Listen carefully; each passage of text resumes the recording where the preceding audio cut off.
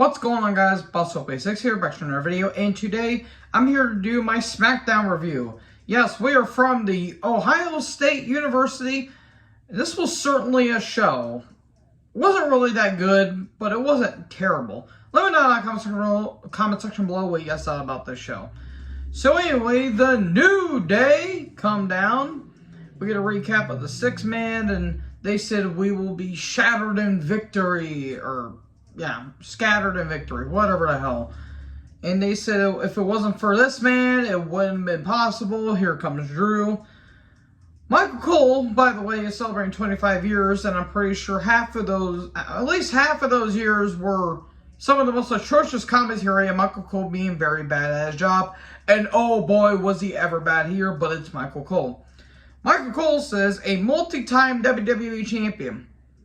Drew McIntyre has held the WWE Championship twice, further proving that Michael Cole is really fucking good at his job. Anyways, he gives a shout out to Big E, saying hope he gets well soon, which I hope you're doing well there, Big E, because I have a feeling you might not come back, because that was a bad neck injury you suffered. And he says in about a couple months he'll be challenging Roman at the Clash of the Castle pay-per-view. And they give Drew a gift. It's a kilt with the big D on it. Man, I never thought I could see the day where a Scottish warrior got a kilt with the words Big D on it. I needed to delete that movie that I rented. Anyways, the Brawling Brutes come down. Butch. Fucking stupid. Dunn comes down. Dunn runs down to the ring, and Sheamus says, oh, you fuckers got lucky, basically. He didn't say that, but he might as well. And, okay, we get another 6-man. Cool, better end. 1, 2, 3, the Brutes win. Hooray. By the way, if the camera quality is a little wonky, like a little choppy, I apologize. I don't know what's going on with it. Anyway, we get a recap of Riddle and Nakamura versus the Usos on Monday, and then Riddle and Nakamura backstage. Kayla Braxton, my goodness. Woo, she looked great tonight. And they talk about things, and Riddle's trying to be all serious when I can't really take someone serious that looks like he's high every 5 seconds. He looks like a rejected pet shop owner. And he says, I'll get my vengeance for Randy. We get a recap of the Tiny Unification and all the kids crying, which was great because kids can be a little shit sometimes.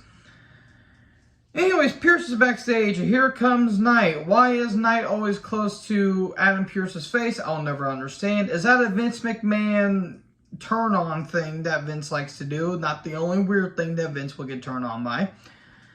I forgot to say he got turned on by Sable.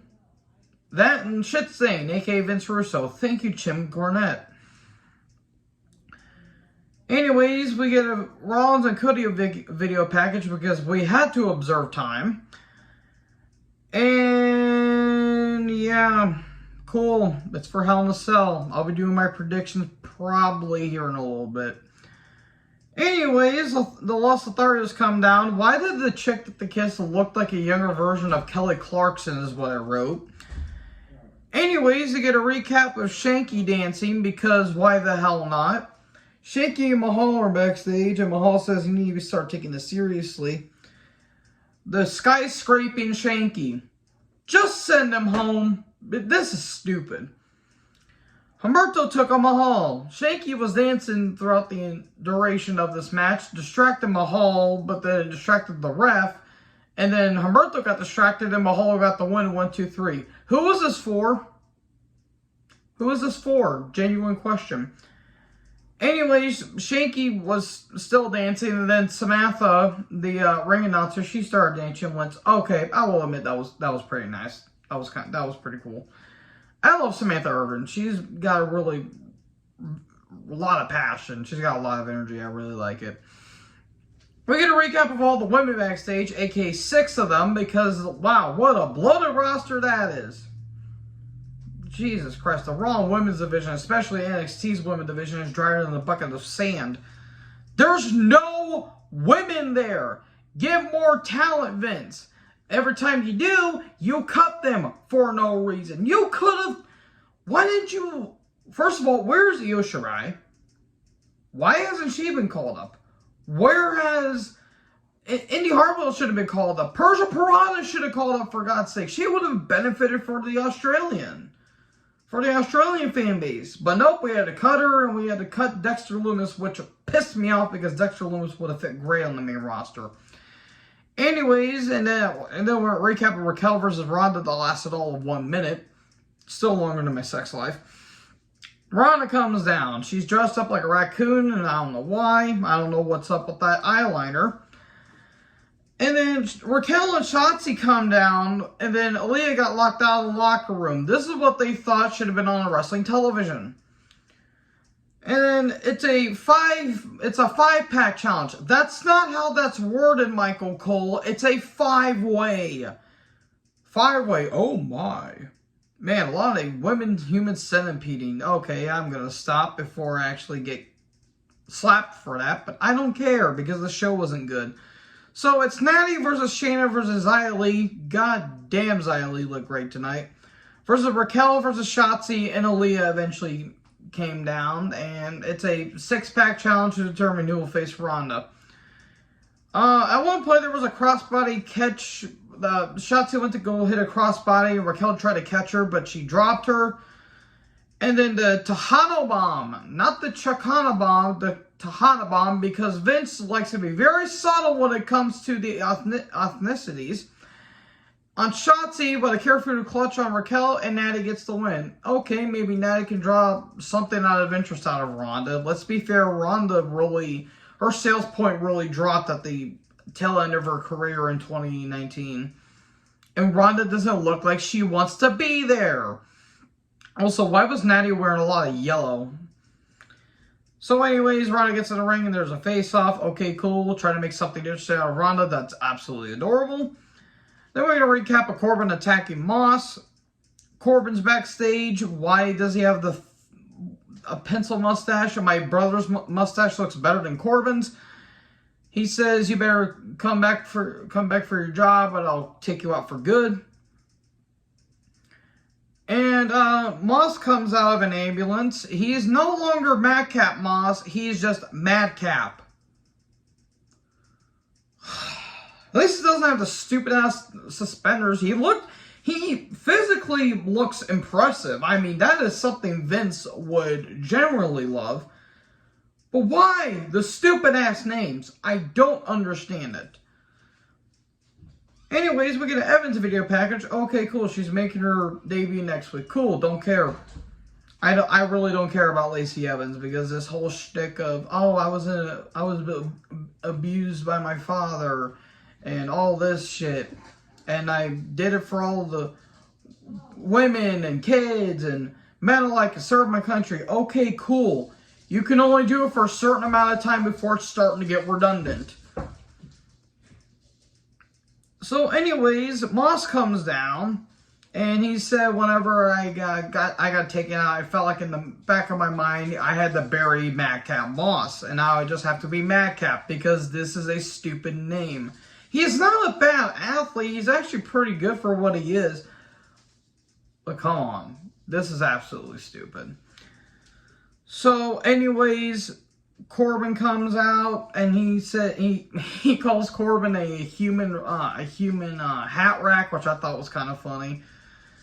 And Corbin is saying, "Well, we can do this the easy way or the hard way." And Moss just says, "Well, how about we have a fight right here and now?" And he's like, "Nah, I don't want that." The Pierce comes out, and yeah, it's happening right now. Goes on for a little bit, and eventually a DQ after Moss uses a chair, and he grabs the steps. He's beating the hell out of Corbin with the chair, and he brings in the steps, and he was going to try to Pillmanize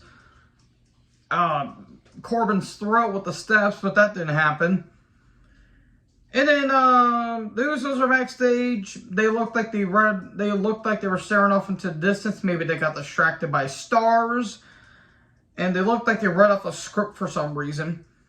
Anyways, Corbin is backstage. Pierce shows up, and Corbin says, is he going to get suspended? Is he going to get fined? And Pierce is like, no, it's going to be a no-holds-barred match at Hell in a Cell.